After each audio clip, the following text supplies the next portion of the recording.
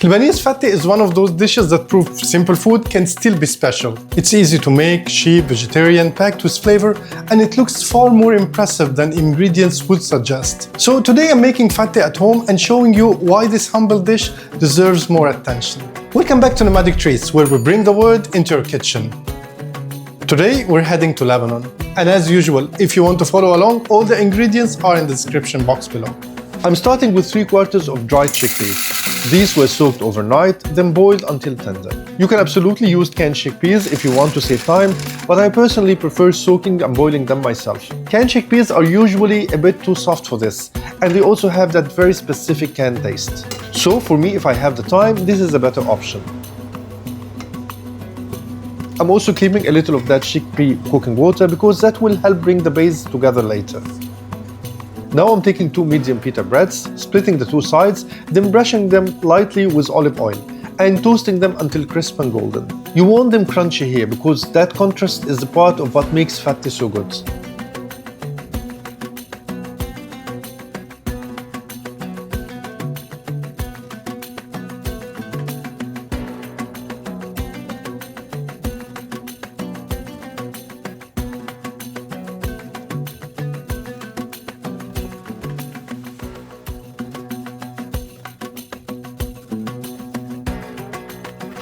Once they are ready, I'm breaking them down into small pieces.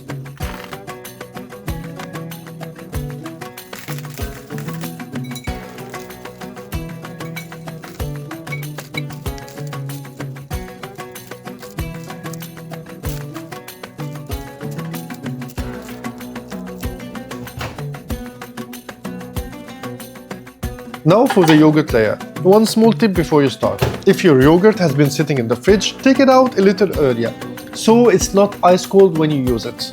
You want it cool, but not fridge cold, so it doesn't cool the whole dish down too much. If you need to, you can also warm it very slightly in the microwave in short bursts, stirring in between, just enough to take the shell off. Now in a bowl, I'm mixing together 500 grams of Greek yogurt, 2 tablespoons of tahini, 3 tablespoons of lemon juice, 2 cloves of minced garlic,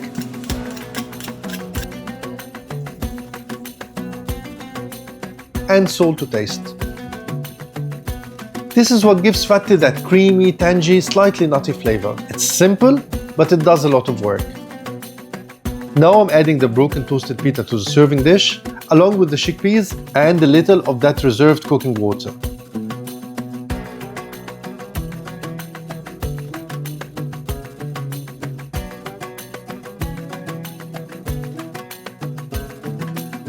Then I'm seasoning it with salt and half a teaspoon of cumin.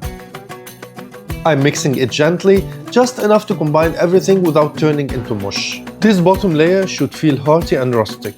Then I'm spooning the yogurt mixture over the top and spreading it out evenly.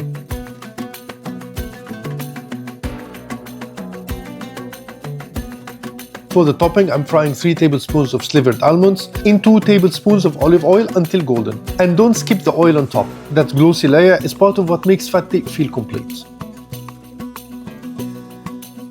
Once the almonds are ready, I'm spooning both the almonds and the olive oil over the yogurt.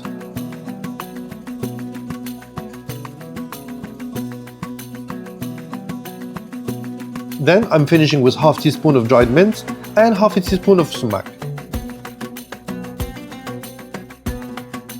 That final layer gives the dish freshness, warmth, and a little bit of sharpness.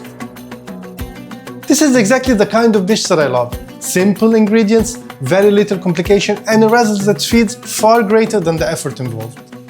It's cheap, vegetarian, easy to make, and honestly, it looks beautiful. If you enjoyed this, let me know what other dishes that you'd love to see from around the world.